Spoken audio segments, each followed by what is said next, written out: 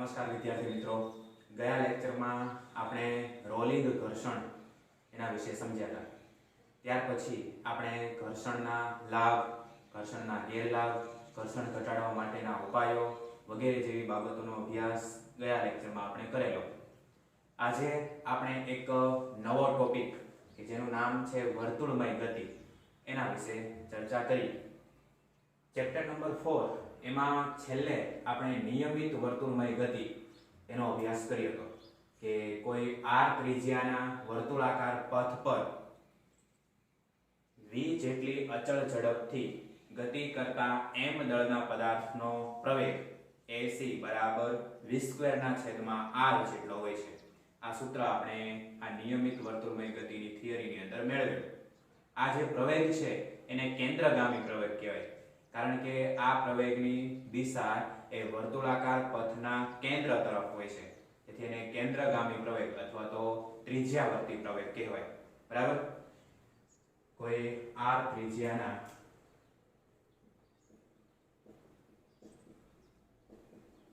વર્તુળાકાર પથ પર v જેટલી અચળ ઝડપથી ગતિ કરતા m દળના પદાર્થ માટે પ્રવેગ ac બરાબર v² ના છેદમાં r જેટલો હોય છે, જેને કેન્દ્રગામી પ્રવેગ અથવા ત્રિજ્યાવર્તી પ્રવેગ કહે છે. આવો આપણે નિયમિત વર્તુળમય ગતિ એનો અભ્યાસ કરતા હતા ત્યારે આ કેન્દ્રગામી પ્રવેગ એનું સૂત્ર આપણે મેળવેલું AC બરાબર v² ના છેદમાં r, કે જે r ત્રિજ્યાના વર્તુળાકાર પથ પર v જેટલી અચળ ઝડપથી ગતિ કરતા m દળના પદાર્થ માટે કેન્દ્રગામી પ્રવેગનું સૂત્ર છે. આ કેન્દ્રગામી પ્રવેગ મેળવવા માટે જરૂરી બળ એને કેન્દ્રગામી બળ કહેવાય. આ પ્રવેગ માટે જરૂરી બળને કેન્દ્રગામી બળ કહે છે. કોઈ પણ પદાર્થ કે વાહન એને નિયમિત વર્તુળમય ગતિ કરવા માટે હંમેશા કેન્દ્રગામી બળની જરૂર પડે, કારણ કે કેન્દ્રગામી બળ વડે એ પદાર્થ કે વાહનને કેન્દ્રગામી પ્રવેગ મળી રહે, અને જો એ વાહન કે પદાર્થ પાસે કેન્દ્રગામી પ્રવેગ હશે તો એ r ત્રિજ્યાના વર્તુળાકાર પથ પર એ v જેટલી અચળ ઝડપથી નિયમિત વર્તુળમય ગતિ કરી શકે. આથી નિયમિત વર્તુળમય ગતિ કરવા માટે જરૂરી શું છે? કેન્દ્રગામી બળ. આ કેન્દ્રગામી બળ છે એ શું પૂરું પાડશે? કેન્દ્રગામી પ્રવેગ. અને આ કેન્દ્રગામી પ્રવેગને કારણે કોઈ પદાર્થ છે એ નિયમિત વર્તુળમય ગતિ કરી શકે. તો આ જે પ્રવેગ છે એના માટે જરૂરી બળને શું કહેવામાં આવે છે? કેન્દ્રગામી બળ. તો આ કેન્દ્રગામી બળ એનું આપણે સૂત્ર મેળવીએ ન્યૂટનના ગતિના બીજા નિયમ મુજબ. ન્યૂટનના ગતિના બીજા નિયમ મુજબ F ma. જો પ્રવેગ છે એ ac હોય તો બળ છે એ શું થાય? Fc. કારણ કે કેન્દ્રગામી પ્રવેગને આપણે શેના વડે દર્શાવીએ છીએ? ac વડે. તો પછી બળ છે એને શેના વડે દર્શાવાય? Fc વડે. તેથી કેન્દ્રગામી બળ Fc બરાબર m અને કેન્દ્રગામી પ્રવેગ ac. આ ac ની જગ્યાએ આપણે v² ના છેદમાં r મૂકીએ, તેથી Fc બરાબર m v² ના છેદમાં r. આ થઈ ગયું કેન્દ્રગામી બળ. આટલું બળ છે એ વર્તુળાકાર પથ પરના કેન્દ્ર તરફ લાગતું હોય છે, તેથી એને કેન્દ્રગામી બળ અથવા તો ત્રિજ્યાવર્તી બળ તરીકે ઓળખવામાં આવે છે. અને આ કેન્દ્રગામી બળ છે એ પદાર્થને કેન્દ્રગામી પ્રવેગ પૂરો પાડે અને કેન્દ્રગામી પ્રવેગ જો પદાર્થને મળે તો એ r ત્રિજ્યાના વર્તુળાકાર માર્ગ ઉપર નિયમિત વર્તુળમય ગતિ કરી શકે. બરાબર છે. તેથી નિયમિત વર્તુળમય ગતિ કરવા માટે જરૂરી શું છે? કેન્દ્રગામી બળ. અને જો કેન્દ્રગામી બળ મળી રહે તો પદાર્થને કેન્દ્રગામી પ્રવેગ મળી રહે અને પદાર્થ છે એ નિયમિત વર્તુળમય ગતિ કરી શકે. સૂર્યની આસપાસ છે ઘણા બધા ગ્રહો એ નિયમિત વર્તુળમય ગતિ કરતા હોય છે. તો આ ગ્રહોને છે એ નિયમિત વર્તુળમય ગતિ કરવા માટે જરૂરી કેન્દ્રગામી બળ ક્યાંથી મળી રહેતું હશે? તો કે સૂર્ય વડે ગ્રહો પર લાગતું આકર્ષણ બળ એ ગ્રહોને નિયમિત વર્તુળમય ગતિ કરવા માટે જરૂરી કેન્દ્રગામી બળ પૂરું પાડે છે. તેથી ગ્રહો છે એ સૂર્યની આસપાસ નિયમિત વર્તુળમય ગતિ કરે છે. બરાબર. ત્યાર પછી બીજું એક ઉદાહરણ જોઈએ કે પરમાણુની અંદર ન્યુક્લિયસની આસપાસ ઇલેક્ટ્રોનને ભ્રમણ કરવા માટે જરૂરી કેન્દ્રગામી બળ એ પ્રોટોન અને ઇલેક્ટ્રોન એના વચ્ચેનું વિદ્યુત બળ પૂરું પાડે છે. સૂર્યની આસપાસ ગ્રહોને પરિભ્રમણ કરવા માટે જરૂરી કેન્દ્રગામી બળ એ સૂર્ય વડે ગ્રહ પર લાગતું ગુરુત્વાકર્ષણ બળ પૂરું પાડે છે. અને પરમાણુમાં ન્યુક્લિયસની આસપાસ ઇલેક્ટ્રોનને ભ્રમણ કરવા માટે જરૂરી કેન્દ્રગામી બળ એ પ્રોટોન અને ઇલેક્ટ્રોન વચ્ચે લાગતું વિદ્યુત બળ પૂરું પાડે છે. બરાબર. આ બે પોઈન્ટ છે ખાસ યાદ રાખવા. પહેલો પોઈન્ટ છે સૂર્યની આસપાસ ગ્રહોને ભ્રમણ કરવા માટે જરૂરી કેન્દ્રગામી બળ સૂર્ય વડે ગ્રહો પર લાગતું આકર્ષણ બળ પૂરું પાડે છે. કારણ કે સૂર્યનું ગુરુત્વાકર્ષણ બળ એની આસપાસ ગતિ કરતા ગ્રહોને પોતાની તરફ આકર્ષે છે. એના કારણે સૂર્ય વડે ગ્રહો ઉપર આકર્ષણ બળ લાગે અને આ આકર્ષણ બળ એ ગ્રહોને સૂર્યની આસપાસ ફરવા માટે જરૂરી કેન્દ્રગામી બળ પૂરું પાડે છે. તેથી સૂર્યની આસપાસ ગ્રહોને ભ્રમણ કરવા માટે જરૂરી કેન્દ્રગામી બળ એ સૂર્ય વડે ગ્રહો પર લાગતું ગુરુત્વાકર્ષણ બળ એટલે કે આકર્ષણ બળ પૂરું પાડે છે. એવી જ રીતે પરમાણુમાં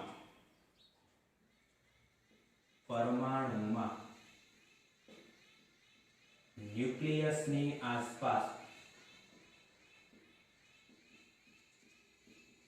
ઇલેક્ટ્રોનને ભ્રમણ કરવા જરૂરી કેન્દ્રગામી બળ પ્રોટોન અને ઇલેક્ટ્રોન વચ્ચેનું વિદ્યુત બળ છે. પરમાણુમાં ન્યુક્લિયસની આસપાસ ઇલેક્ટ્રોનને ભ્રમણ કરવા જરૂરી કેન્દ્રગામી બળ કયું છે? પ્રોટોન અને ઇલેક્ટ્રોન વચ્ચેનું વિદ્યુત બળ. કારણ કે ન્યુક્લિયસમાં પ્રોટોન રહેલા હોય. પ્રોટોન છે ધન વીજભાર ધરાવે અને એની આસપાસ છે ઇલેક્ટ્રોન ભ્રમણ કરતા હોય. ઇલેક્ટ્રોન છે ઋણ વીજભાર ધરાવે. એટલે પ્રોટોન છે એ ઇલેક્ટ્રોનને પોતાની તરફ આકર્ષે. એના કારણે બંને વચ્ચે આકર્ષણ બળ લાગે અને આ આકર્ષણ બળ એ કયું કહેવાય? વિદ્યુત બળ. આ વિદ્યુત બળ દ્વારા ઇલેક્ટ્રોનને ન્યુક્લિયસની આસપાસ ફરવા માટે જરૂરી કેન્દ્રગામી બળ મળી રહે. તેથી ઇલેક્ટ્રોન છે એ ન્યુક્લિયસની આસપાસ નિયમિત વર્તુળમય ગતિ કરે. આવી જ રીતે કોઈ સમક્ષિતિજ વર્તુળાકાર માર્ગ પર વાહનને ગતિ કરવા માટે જરૂરી કેન્દ્રગામી બળ એ વાહનના ટાયર અને રસ્તા વચ્ચે લાગતું ઘર્ષણ બળ છે. એક બીજો પોઈન્ટ યાદ રાખો કે સમક્ષિતિજ વર્તુળાકાર પથ પર વાહનને ગતિ કરવા જરૂરી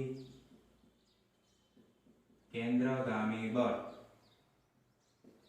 વાહનના ટાયર અને રસ્તા વચ્ચેનું ઘર્ષણ બળ છે.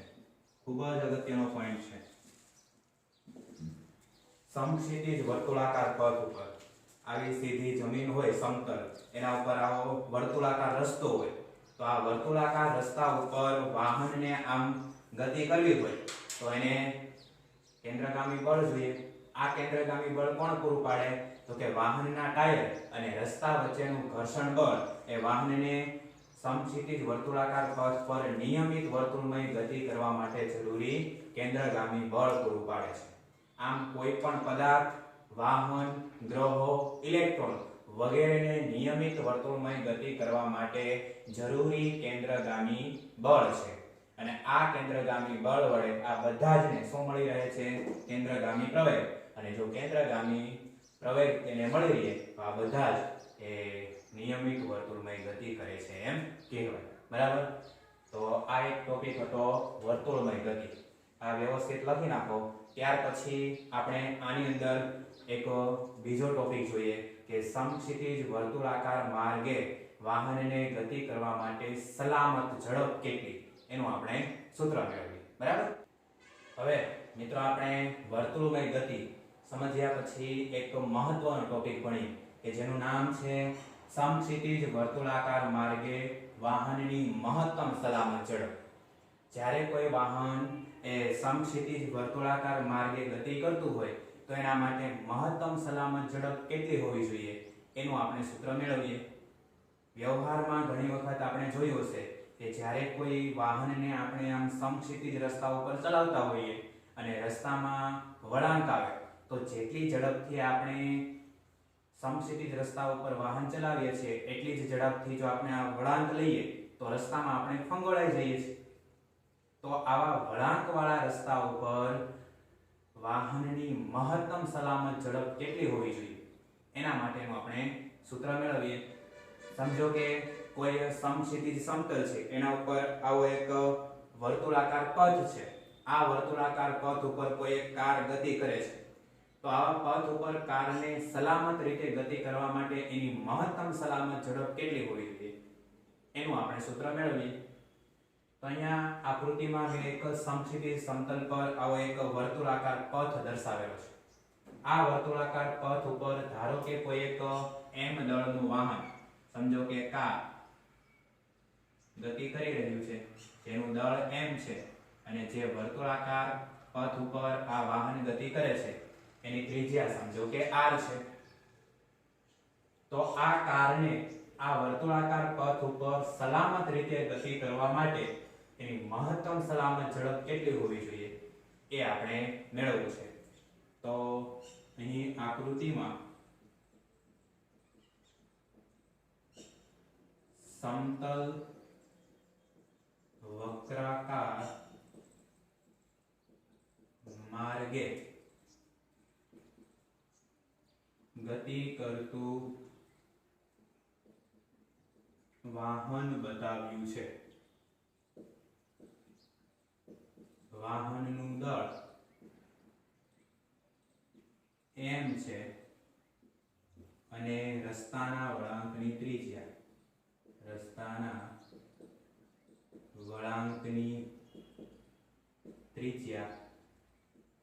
r છે.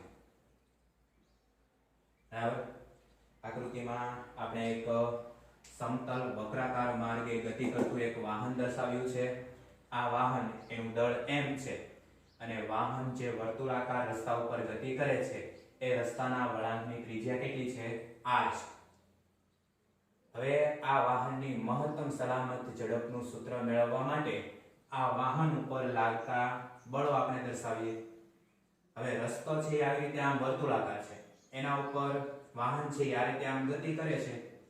બરાબર? એટલે વાહન ઉપર બે બળો તો લાગતા રહેશે, કારણ કે શિરોલંબ દિશામાં વાહન છે સંતુલનમાં છે. એટલે આ વાહન ઉપર સર્વસામાન્ય જાણીતું બળ અધો દિશામાં લાગશે અને એ કેવું હશે વજન બળ mg તેથી આ m દળના વાહન ઉપર એક અધો દિશામાં લાગતું વજન બળ mg દર્શાવીએ હવે વાહનના ટાયર અને રસ્તો એ બંને સંપર્કમાં છે તેથી એના ઉપર સંપર્ક બળ લાગતું હશે આ સંપર્ક બળને લંબ ઘટક એ કયો હશે m કે જે સંપર્ક સપાટીને લંબ રૂપે લાગે છે બરાબર તો આવા બે બળો આ વાહન ઉપર લાગતો હશે કારણ કે વાહન શિરોલંબ દિશામાં સંતુલનમાં છે તેથી વજન બળ mg અને લંબ બળ n બંને કેવા હોવા જોઈએ સમાન અહીં વાહન શિરોલંબ દિશામાં સંતુલનમાં હોવાથી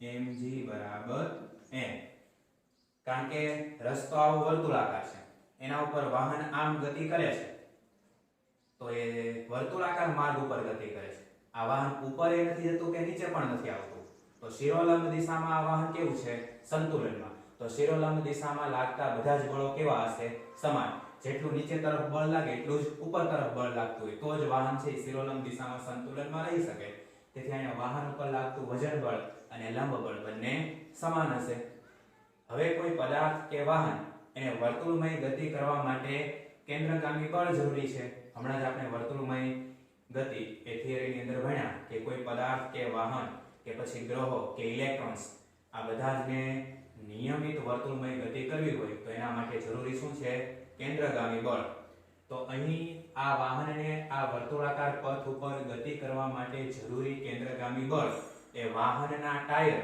અને રસ્તા વચ્ચે લાગતું સ્થિત ઘર્ષણ બળ પૂરું પાડશે બરાબર વાહનના ટાયર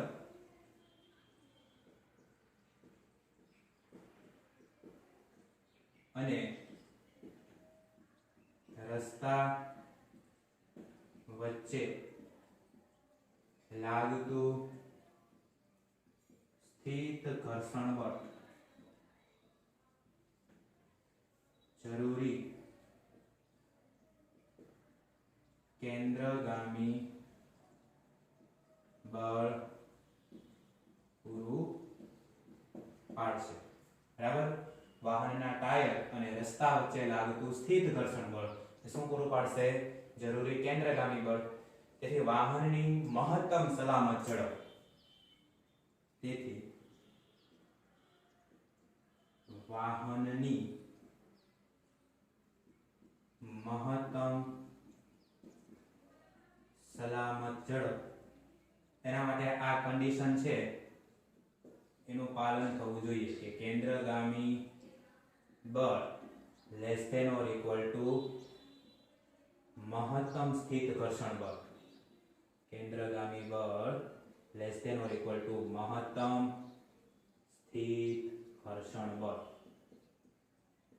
જો કેન્દ્રગામી બળ છે એ મહત્તમ સ્થિત ઘર્ષણ બળ જેટલું અથવા તો એના કરતા ઓછું હોય તો આ વાહન છે વર્તુળાકાર માર્ગે સલામત રીતે ગતિ કરી શકે તેથી કોઈ વાહન છે એને વર્તુળાકાર માર્ગે ગતિ કરવા માટે મહત્તમ સલામત ઝડપ એના માટેની શરત આ પડાવવી જોઈએ કે કેન્દ્રગામી બળ less than or equal to મહત્તમ સ્થિત ઘર્ષણ બળ કેન્દ્રગામી બળ એટલે mv² ના છેદમાં હમણાં જ આપણે સૂત્ર મેળવ્યું કેન્દ્રગામી બળ એટલે શું થાય mv² છેદમાં r less than or equal to મહત્તમ સ્થિત ઘર્ષણ બળ એટલે fs મેક્સિમમ મહત્તમ સ્થિત ઘર્ષણ બળ એટલે શું થાય fs મેક્સિમમ પરંતુ fs મેક્સિમમ એના બરાબર μsn થાય પરંતુ fs મેક્સિમમ બરાબર μsn આ કિંમત આ સૂત્રની અંદર મૂકી દઈએ તો mv² એના છેદમાં r less than or equal to μsn પરંતુ લંબ બળ અને વજન બળ સરખા થાય તેથી n બરાબર આપણે શું મૂકી શકીએ mg પરંતુ n બરાબર mg આ કિંમત આ સમીકરણની અંદર મૂકીએ તો mv² છેદમાં r less than or equal to mu s mg બરાબર. અહીંયા n ની જગ્યાએ આપણે શું મૂક્યું mg. બંને બાજુથી એક એક m કેન્સલ થઈ જશે તેથી v² ના છેદમાં r less than or equal to mu s g આ r છે અને આ બાજુ જોવા દઈએ તો v² less than or equal to mu s r into g. આ સ્ક્વેર દૂર કરીએ તો આપણે શું લખી શકીએ v less than or equal to under root mu s r g જે વાહનની મહત્તમ સલામત ઝડપ છે બરાબર. આ v એની જગ્યાએ આપણે v મેક્સિમમ લખી શકીએ તો v મેક્સિમમ બરાબર under root mu s r g. કોઈ વર્તુળાકાર માર્ગે વાહનને સલામત રીતે ગતિ કરવા માટેની મહત્તમ સલામત ઝડપ v maximum is equal to under root mu s r g આ સૂત્ર છે બરાબર. મહત્તમ સલામત ઝડપ શોધવા માટેનું સૂત્ર છે v maximum બરાબર root of mu s r g જ્યાં mu s એ વાહનના ટાયર અને રસ્તા વચ્ચેનો સ્થિત ઘર્ષણાંક છે, r એ રસ્તાના વળાંકની ત્રિજ્યા છે અને g એ જે તે સ્થળનો ગુરુત્વ પ્રવેગ છે બરાબર છે. ઘણી વખત આપણે રસ્તામાં જોયું હશે કે રસ્તામાં જ્યાં વળાંક હોય ત્યાં સ્પીડ લિમિટનું બોર્ડ મારેલું હોય. આ બોર્ડમાં આમ એક રાઉન્ડ કરી અને અંદર લખેલું હોય 30, 40, 50. આનો અર્થ એવો છે કે આ રસ્તા ઉપર વળાંકની જે મહત્તમ સલામત ઝડપ છે એ આટલી છે. 30 લખેલું હોય તો આપણે સમજવાનું કે અહીંની મહત્તમ સલામત ઝડપ 30 છે. 40 લખેલું હોય તો મહત્તમ સલામત ઝડપ 40 હોય. જો આ ઝડપ કરતા 40 કે 50 જે મહત્તમ સલામત ઝડપ બોર્ડ ઉપર લખેલું હોય એના કરતા એટલે કે અમુક હદ કરતા જો આપણી ઝડપ વધી જાય તો પછી આ શરતનું પાલન થાય નહીં. કારણ કે ઝડપ વધી જાય તો કેન્દ્રગામી બળ વધારે જોઈએ અને જો કેન્દ્રગામી બળ છે એ મહત્તમ સ્થિત ઘર્ષણ બળ કરતા વધારે જોતું હોય તો પૂરું પડે નહીં. અને જો કેન્દ્રગામી બળ જે જરૂરી છે એ વાહનને મળે નહીં તો વાહન છે એ વર્તુળમય ગતિ કરી શકે નહીં. તેથી વળાંકવાળા રસ્તા ઉપર વાહનની જે મહત્તમ સલામત ઝડપ છે એ આ સૂત્રની મદદથી આપવી પડે. એટલે જે ઝડપથી આપણે સમક્ષિતિજ રસ્તા ઉપર ગતિ કરતા હોય એ જ ઝડપથી જો આપણે વળાંકવાળા રસ્તા ઉપર ગતિ કરીએ તો આપણે ફંગોળાઈ જઈએ. એના માટે આપણે શું કરવું જોઈએ કે ઝડપ છે એને ઘટાડવી જોઈએ. જો આપણે ઝડપ ઘટાડીએ તો આપણું જે કેન્દ્રગામી બળ છે વાહનનું જે કેન્દ્રગામી બળ એ મહત્તમ સ્થિત ઘર્ષણ બળ જેટલું અથવા તો એના કરતા ઓછું થઈ જાય તેથી આપણે સલામત રીતે ગતિ કરી શકીએ. તો એ બોર્ડ છે ત્યાં શોખના નથી મારેલા હોતા. ત્યાં એ લોકોએ ત્યાંનો વાહનના ટાયર અને રસ્તા વચ્ચેનો સ્થિત ઘર્ષણાંક એ વળાંકની ત્રિજ્યા r પછી ગુરુત્વ પ્રવેગ g આ બધાની ગણતરી કરી આ સૂત્રનો ઉપયોગ કરી અને પછી મહત્તમ સલામત ઝડપ છે એનું બોર્ડ ત્યાં મારેલું હોય બરાબર છે. એટલે આપણે આમ જોશમાં આવીને જેટલી ઝડપથી રસ્તા ઉપર ગતિ કરતા હોય એટલી ઝડપથી વળાંક નહીં લેવાનો નહીંતર આપણે ફંગોળાઈ જઈએ. એટલે વળાંક લેતી વખતે આપણે વાહન શું કરવું પડે ધીમું પાડવું જોઈએ બરાબર છે. બીજું કે આ સૂત્રની અંદર ક્યાંય m નથી આવતો. મહત્તમ સલામત ઝડપ છે એ m એટલે કે દળથી કેવું છે સ્વતંત્ર છે. આ મહત્તમ સલામત ઝડપ છે દળ ઉપર આધારિત નથી. બોર્ડ ઉપર એવું ન લખેલું હોય કે સાયકલ માટે આટલી ઝડપ છે, ટ્રક માટે આટલી ઝડપ છે, બાઇક માટે આટલી ઝડપ એવું લખેલું હોતું નથી. વાહનનું દળ ગમે એટલું હોય એ પછી કોઈ માલ સામાન ભરેલું ટ્રક હોય, પેસેન્જર ભરેલી બસ હોય કે પછી સાયકલ હોય, બાઇક હોય, કાર હોય, દરેક દળના વાહન માટે મહત્તમ સલામત ઝડપ આ જ સૂત્રથી મળે. પછી એવું જરૂરી નથી કે પછી વધારે દળનું વાહન હોય કે ઓછા દળનું વાહન હોય એના માટે મહત્તમ સલામત ઝડપ અલગ અલગ એવું ન હોય. દરેક દળના વાહન માટે મહત્તમ સલામત ઝડપ છે એ આ જ સૂત્રની મદદથી મળે. કાર માટે મહત્તમ સલામત ઝડપ 40 હોય તો બાઇક માટે પણ મહત્તમ સલામત ઝડપ 40 જ હોય. એના માટે વધારે કે ઓછી હોય નહીં. બરાબર. તેથી મહત્તમ સલામત ઝડપ છે એ આ સૂત્રથી આપણે મેળવી શકીએ. પરંતુ આ સૂત્ર ક્યારે વાપરવાનું? કે જ્યારે કોઈ સમક્ષિતિજ સમતલ ઉપર વક્રાકાર માર્ગે કોઈ વાહન ગતિ કરતું હોય અથવા તો સીધા માર્ગે આપણે વાહન ચલાવતા હોઈએ અને રસ્તામાં વળાંક આવે ત્યારે આવા સમક્ષિતિજ સમતલ ઉપર વક્રકાર માર્ગે ગતિ કરતા વાહનની મહત્તમ સલામત ઝડપનું આ સૂત્ર છે. v maximum બરાબર √μ/s/g. બરાબર. ખૂબ જ અગત્યનો ટોપિક છે, એક્ઝામની અંદર પૂછાય એવો છે, એટલે વ્યવસ્થિત તૈયાર કરજો. બરાબર. એક્ઝામની દ્રષ્ટિએ આ IMP પ્રશ્ન છે, ઘણી વખત એક્ઝામમાં પૂછાય એવો પણ છે. વ્યવસ્થિત લખી અને તૈયાર કરી નાખો. ત્યાર પછી હવે પછીનો આપણે ટોપિક જોઈશું કે ઢોળાવવાળા વર્તુળાકાર માર્ગે વાહનની મહત્તમ સલામત ઝડપ કેટલી હોવી જોઈએ. આ પ્રશ્ન આપણે શેના માટે મળ્યો? સમક્ષિતિજ વર્તુળાકાર માર્ગે વાહનની મહત્તમ સલામત ઝડપ. હવે પછી આપણે જોઈશું ઢોળાવવાળા વર્તુળાકાર માર્ગે વાહનની મહત્તમ સલામત ઝડપ કેટલી હોવી જોઈએ બરાબર. પરંતુ એ પહેલા આ ટોપિક વ્યવસ્થિત લખી નાખો, પછી આપણે એ જોઈએ. હવે મિત્રો આપણે ઢોળાવવાળા વક્રાકાર માર્ગે વાહનની મહત્તમ સલામત ઝડપ એનું સૂત્ર મેળવીએ. આગળ હમણાં આપણે સમક્ષિતિજ વક્રાકાર માર્ગે વાહનની મહત્તમ સલામત ઝડપનું સૂત્ર મેળવ્યું. એવી જ રીતે આપણે કોઈ વાહન જ્યારે ઢોળાવવાળા વક્રાકાર માર્ગે ગતિ કરતું હોય ત્યારે એની મહત્તમ સલામત ઝડપ કેટલી એનું સૂત્ર મેળવીએ. તમે મેળામાં મોતનો કૂવો જોયો. આ મોતના કૂવામાં કોઈ બાઇક કે કાર એને ગતિ કરવા માટેનો જે રસ્તો છે એ રસ્તો આવી રીતે આમ સમક્ષિતિજ ન હોય, પરંતુ એ રસ્તો કેવો હોય તો કે આવી રીતે આમ ઢોળાવવાળો અને વક્રાકાર રસ્તો હોય. આવા ઢોળાવવાળા વક્રાકાર રસ્તા ઉપર કોઈ કાર કે બાઇક એ મોતના કૂવામાં ગતિ કરતી હોય છે.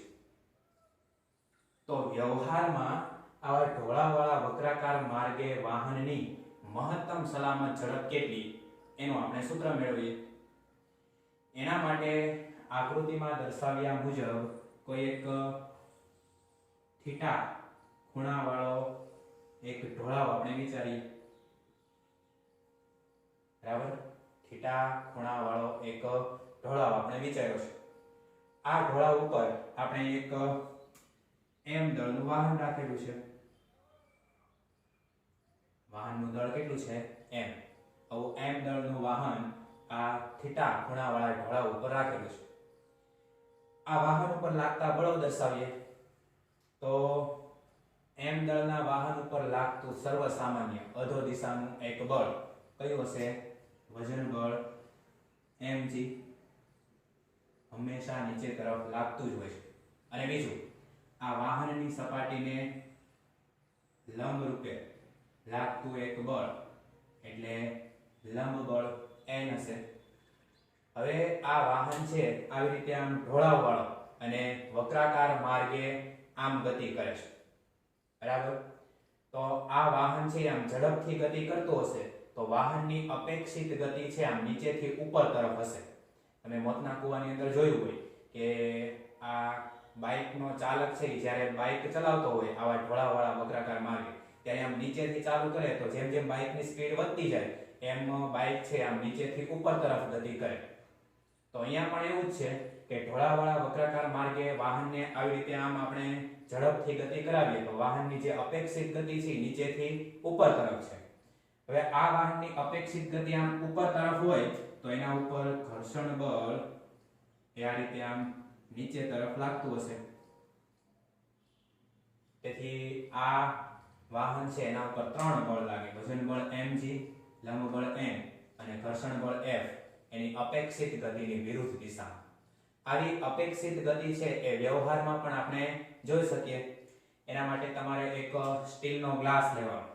જો કે આવી રીતે એક સ્ટીલનો ગ્લાસ છે. આ એનું નીચેનું ક્ષેત્રફળ કે જે ઓછું હોય અને આવી રીતે આમ ઉપર જઈએ એમ ક્ષેત્રફળ વધે. હવે ગ્લાસમાં તમે એક લખોટી માર્બલ નાખો અને લખોટીને આવી રીતે આમ ફેરવો તો આપણો અનુભવ હશે કે લખોટી છે આમ ગતિ કરતી કરતી ધીમે ધીમે આમ ઉપર આવશે. અને ઝડપથી આ લખોટીને આપણે ફેરવશું તો લખોટી છે આમ ઝાટકા સાથે બહાર નીકળી જશે. હકીકતમાં લખોટી છે એ પેલા અહીંયા ગતિ કરતી હશે, પછી ત્યાંથી અહીંયા, ત્યાંથી અહીંયા, ત્યાંથી અહીંયા એમ કરતી કરતી આમ નીચેથી ઉપર તરફ એની અપેક્ષિત ગતિ થતી હોય છે. એટલે આ લખોટી ઉપર ઘર્ષણ બળ એની ગતિની વિરુદ્ધ દિશામાં એટલે નીચે તરફ લાગે. તો અહીંયા પણ આ જે ઢોળાવવાળા વક્રાકાર માર્ગે આ વાહન જે ગતિ કરે છે એ આમ ઝડપથી એને આપણે ગતિ કરાવીએ તો એ નીચેથી ઉપર તરફ ગતિ કરે તો એના ઉપર ઘર્ષણ બળ છે આમ નીચે તરફ લાગતું હશે. બરાબર. તો આવા ત્રણ બળો આ ઢોળાવવાળા વક્રાકાર માર્ગે ગતિ કરતા વાહન ઉપર લાગતા હશે. હવે વાહન ઉપર લાગતા આ બંને બળો એને બે વિભાગમાં આપણે વહેંચી દઈએ. લંબ બળ m અને ઘર્ષણ બળ F એને આપણે બે વિભાગમાં વહેંચીએ. પહેલા આપણે આ લંબ બળ n છે એના બે ઘટકો વિચારીએ. એક પહેલો ઘટક આ હશે, બરાબર, અને બીજો ઘટક એને લંબ.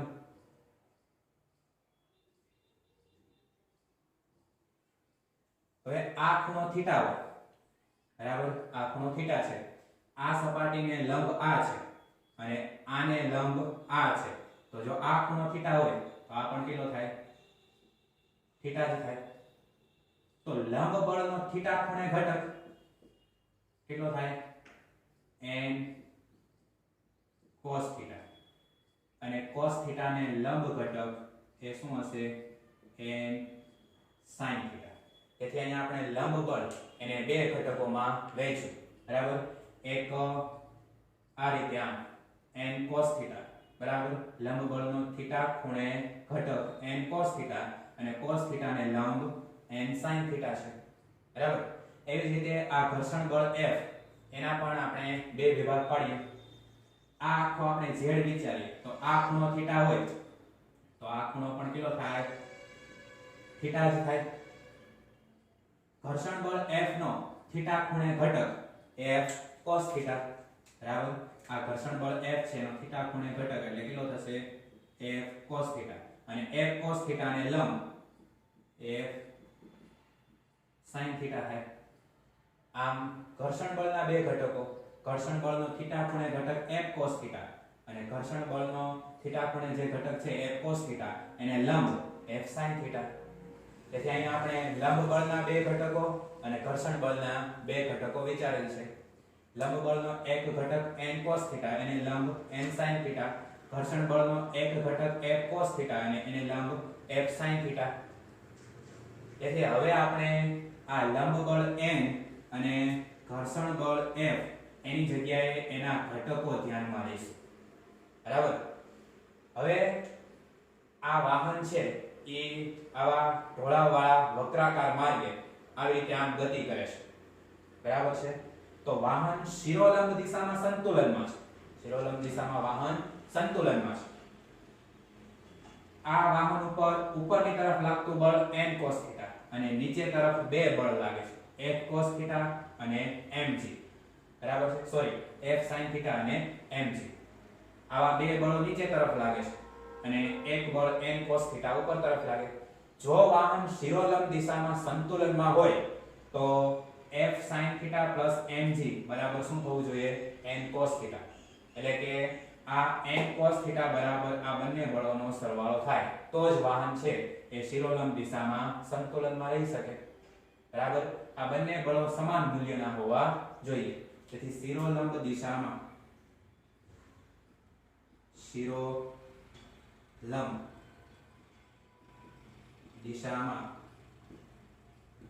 વાહન સંતુલનમાં હોવાથી F sin theta plus mg બરાબર n cos થીટા. કારણ કે વાહન શિરોલંબ દિશામાં સંતુલનમાં છે તેથી આ બળ એના બરાબર આ બંને બળોનો સરવાળો થાય. mg ને સૂત્રમાં કરતા બનાવીએ તો mg બરાબર n cos theta minus f sin theta. સમીકરણ નંબર 1, બરાબર. અહીંયા આપણે mg છે એને સૂત્રનો કરતા બનાવ્યો તેથી n cos theta minus f sin theta, બરાબર. હવે કોઈ વાહન છે એને ઢોળાવવાળા વક્રાકાર માર્ગે રીતે આમ ગતિ કરવી હોય નિયમિત વર્તુળમય ગતિ તો એના માટે કેન્દ્રગામી બળની જરૂર પડે. આગળ આપણે વર્તુળમય ગતિની અંદર ભણ્યા કે કોઈ વાહન કે કોઈ પદાર્થ એને નિયમિત વર્તુળમય ગતિ કરવી હોય તો એના માટે કેન્દ્રગામી પ્રવેગ જોઈએ. અને આ કેન્દ્રગામી પ્રવેગ એ કોણ પૂરો પાડે તો કે કેન્દ્રગામી બળ. તો અહીંયા આપણે આવી રીતે આમ ઢોળાવવાળા આવા વક્રાકાર માર્ગે વાહન આ રીતે આમ ગતિ કરે છે, બરાબર. તો વાહનની આ નિયમિત ગતિ છે એના માટે જરૂરી કેન્દ્રગામી બળ, જ્યારે વાહન આ રીતે આમ ઢોળાવવાળા વક્રાકાર માર્ગે ગતિ કરશે ત્યારે આ વાહન માટે જરૂરી કેન્દ્રગામી બળ આમ અંદર તરફ હશે, બરાબર. એટલે આપણી આકૃતિમાં દર્શાવ્યા પ્રમાણે આ જે વાહન છે એ ઢોળાવવાળા વક્રાકાર માર્ગે જ્યારે આ રીતે આમ ગતિ કરતું હશે ત્યારે એના ઉપર કેન્દ્રગામી બળ છે એ આ દિશામાં લાગશે. કયું બળ? કેન્દ્રગામી બળ. અને આ કેન્દ્રગામી બળ આ વાહનને કોણ પૂરું પાડશે તો કે F cos θ n sin θ, બરાબર. આ બંને બળો એ આ વાહનને ઢોળાવવાળા વક્રાકાર માર્ગે ગતિ કરવા માટે જરૂરી કેન્દ્રગામી બળ પૂરું પાડશે. તેથી આકૃતિમાં દર્શાવ્યા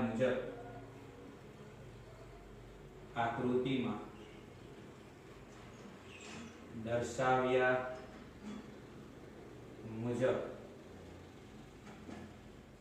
વાહનને જરૂરી કેન્દ્રગામી બળ n sin θ અને F cos θ પૂરું પાડશે, બરાબર. આકૃતિમાં દર્શાવ્યા મુજબ આ વાહનને ઢોળાવવાળા વક્રાકાર માર્ગે ગતિ કરવા માટે જરૂરી કેન્દ્રગામી બળ કોણ પૂરું પાડશે? n sin θ અને F cos θ પૂરું પાડશે. હવે કેન્દ્રગામી બળ Fc બરાબર mv² ના છેદમાં કેન્દ્રગામી બળ એનું સૂત્ર આપણે જોયું હતું mv² છેદમાં r. આટલું કેન્દ્રગામી બળ છે એ આ વાહનને જોઈએ છે, પરંતુ આટલું કેન્દ્રગામી બળ પૂરું કોણ પાડશે તો કે n sin θ અને F cos θ ના બરાબર n sin θ plus F cos θ સમીકરણ નંબર 2, બરાબર. આ જે બળ છે એ શિરોલંબ દિશામાં વાહન સંતુલનમાં છે એનું સમીકરણ છે, અને આ કેન્દ્રગામી બળ એ વાહનને ઢોળાવવાળા વક્રાકાર માર્ગે ગતિ કરવા માટે જરૂરી છે, બરાબર. હવે શું કરીએ? સમીકરણ 2 ભાગ્યા સમીકરણ 1. સમીકરણ 2 ભાગ્યા 1. સમીકરણ 2 અને 1 નો ભાગાકાર કરતા ચાલો સમીકરણ 2 એટલે શું છે? mv² છેદમાં r એને ભાગ્યા સમીકરણ 1 ની ડાબી બાજુ એટલે mg બરાબર. ચાલો n sin θ plus n sin θ plus F cos θ એના ભાગ્યા સમીકરણ 1 ની જમણી બાજુ n cos θ minus F sin θ. સમજાય આ વસ્તુ? માત્ર આપણે સમીકરણ 2 અને 1 નો ભાગાકાર કર્યો છે. સમીકરણ 2 અને 1 ની ડાબી બાજુનો ભાગાકાર એ કેટલો થશે? mv² ના છેદમાં r ભાગ્યા mg એના બરાબર જમણી બાજુનો ભાગાકાર એ આટલો થશે, બરાબર. હવે અંશ અને છેદમાંથી આપણે m કેન્સલ કરી નાખીએ અને આ જે અંશનો છેદ છે એ શેમાં જાય? છેદમાં. તેથી આ સમીકરણ છે હવે એને આપણે આવી રીતે લખીએ. આ v² અને અંશનો છેદ છેદમાં જાય એટલે g, તો v² ના છેદમાં rg બરાબર n sin θ plus f cos θ છેદમાં n cos θ minus f sin θ. હવે આ સમીકરણ છે એની જમણી બાજુના અંશ અને છેદ બધા પદોને આપણે cos θ વડે ભાગીએ. અને હું સમીકરણ નંબર 3 કહું છું. સમીકરણ 3 ની જમણી બાજુના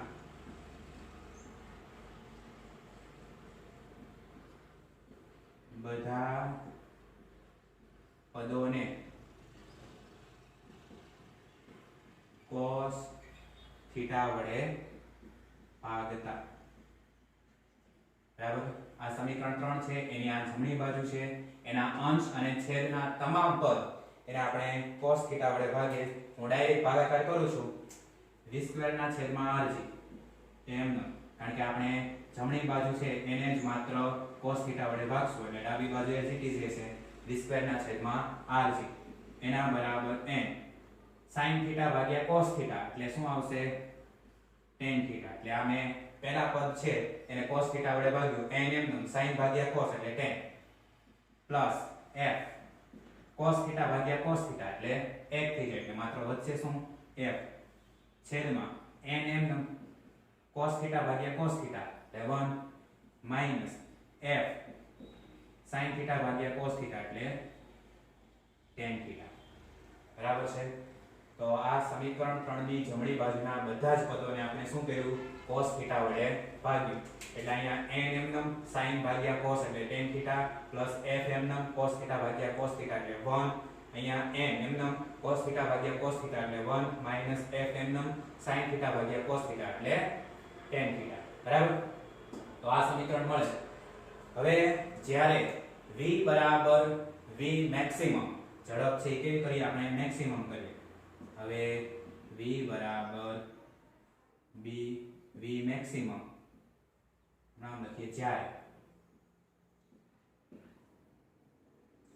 v બરાબર v મેક્સિમમ ત્યારે f બરાબર fs મેક્સિમમ. જ્યારે આ વાહન છે એની ઝડપ v માંથી મહત્તમ કરીએ ત્યારે એના ઉપર લાગતું બળ એ મહત્તમ સ્થિત ઘર્ષણ બળ જેટલું હશે. આ બંને કિંમત છે આ ઉપરના સમીકરણમાં મૂકી દઈએ. આ v છે એની જગ્યાએ શું મૂકવાનું રહેશે v મેક્સિમમ. તેથી v² મેક્સિમમ છેદમાં rg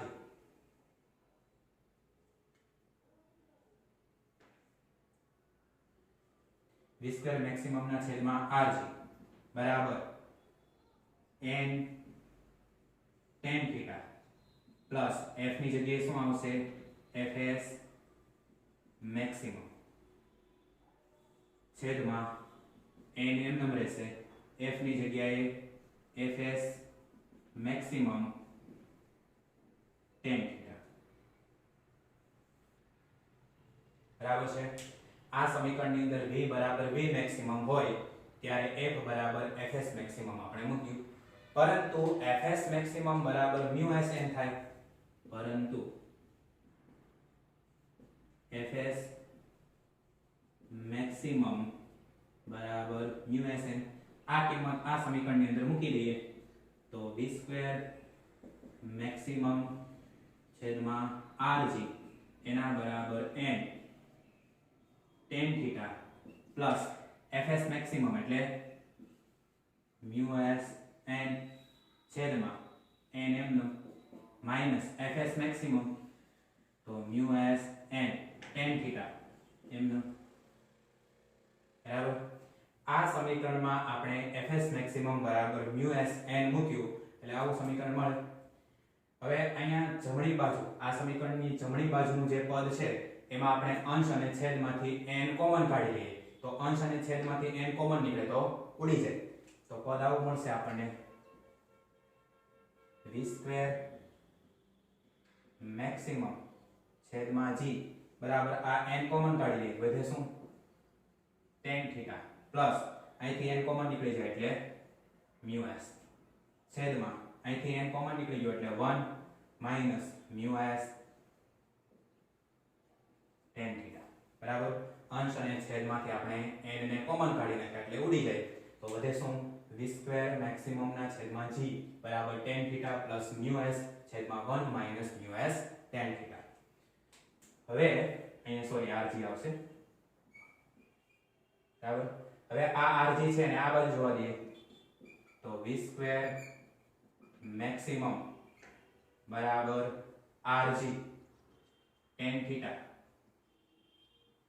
પ્લસ મ્યુ s છેદમાં 1 minus mu s tan theta બરાબર.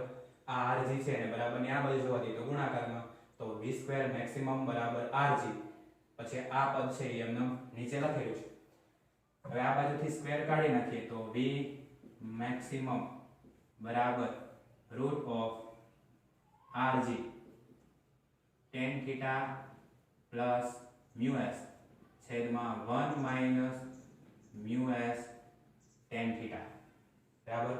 v મેક્સિમમ બરાબર root of rg tan theta plus mu s છેદમાં 1 minus mu s tan theta. હવે આપણને ખબર છે કે જ્યારે રસ્તો કે માર્ગ છે એ લીસો હોય તો એના ઉપર ઘર્ષણ લાગતું નથી.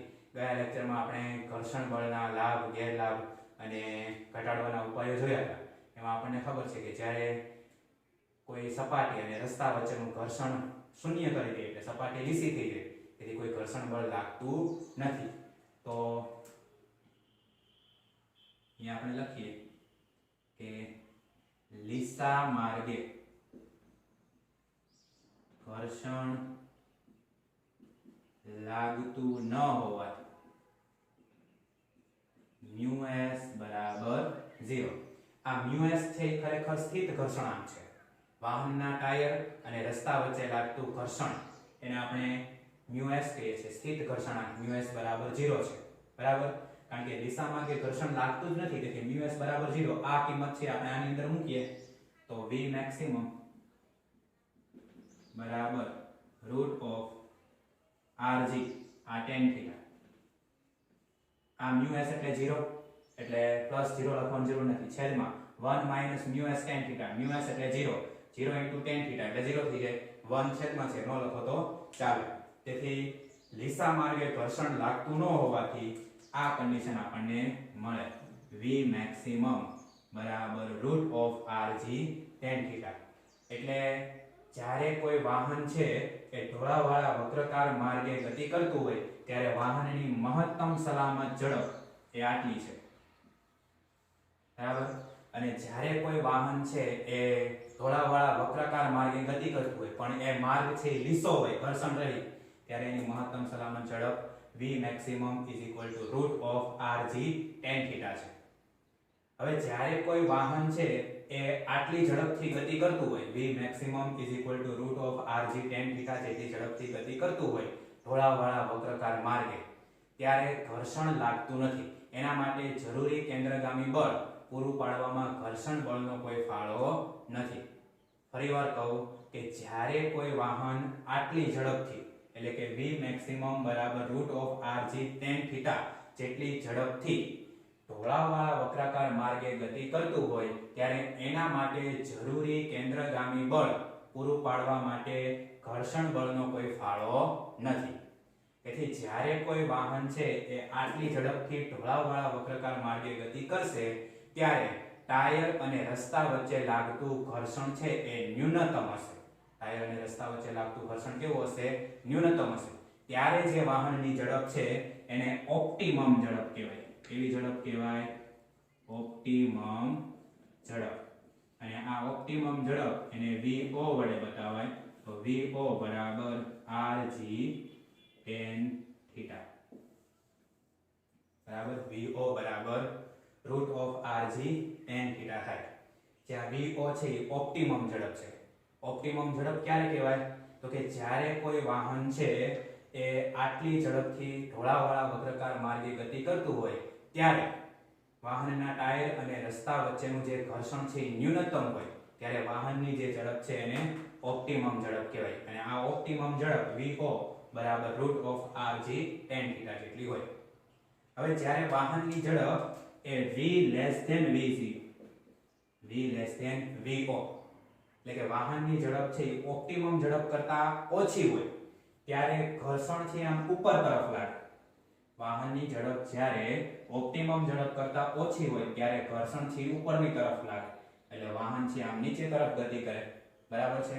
મોતના કૂવામાં આપણે આમ જોઈએ છે કે જ્યારે ડ્રાઈવર છે એ ગાડી હકાવતો હોય ત્યારે આમ નીચેથી ઉપર જાય છે પણ જ્યારે આ બાઇક છે એની ઝડપ એ ઓપ્ટિમમ કરતા ઓછી હોય, ઓપ્ટિમમ ઝડપ કરતા ઓછી હોય, ત્યારે બાઇક છે આમ ઉપરથી નીચે તરફ આવે, કારણ કે ઘર્ષણ બળ છે એ આમ ઉપરની તરફ લાગે તો વાહન નીચે તરફ ગતિ કરે. અને જ્યારે વાહનની ઝડપ છે v vo, એટલે કે ઓપ્ટિમમ ઝડપ કરતા વાહનની ઝડપ છે એ વધારે હોય, ત્યારે એના ઉપર ઘર્ષણ બળ છે આ નીચે તરફ લાગે અને વાહન છે એ ઉપર તરફ ગતિ કરે. એટલે આ બે કન્ડિશન ખાસ ધ્યાનમાં રાખવાની કે જ્યારે વાહનની ઝડપ એની ઓપ્ટિમમ ઝડપ કરતા ઓછી હોય ત્યારે ઘર્ષણ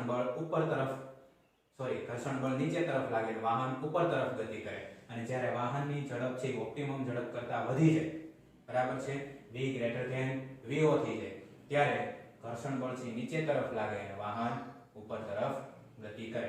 બરાબર.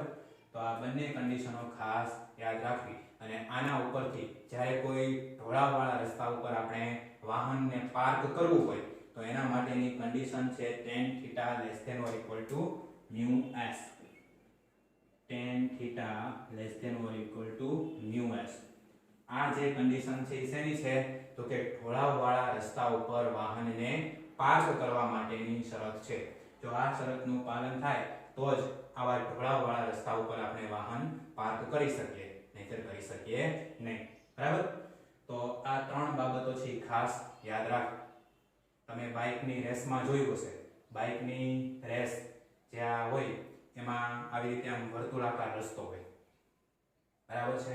એમાં જ્યારે આ બાઇકનો ડ્રાઈવર છે એ આમ ગતિ કરતો આમ વળાંક લે ત્યારે આખો આમ વર્તુળની અંદરની તરફ આમ વળી જાય છે.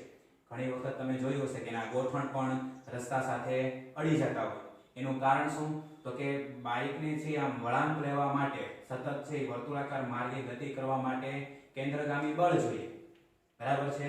તો એ કેન્દ્રગામી બળનો એક ઘટક કોણ હશે? n sin θ, બરાબર છે.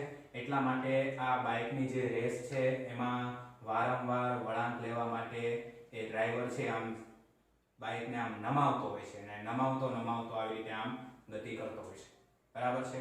કારણ કે એને વર્તુળાકાર માર્ગે ગતિ કરવા માટે શું જોઈએ છે? કેન્દ્રગામી બળ જોઈએ છે. આ કેન્દ્રગામી બળ એનો આ ઘટક છે એ પૂરું પાડતું હશે, બરાબર.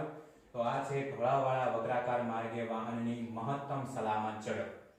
આ પણ ક્વેશ્ચન છે એ ખૂબ જ ઇમ્પોર્ટન્ટ છે.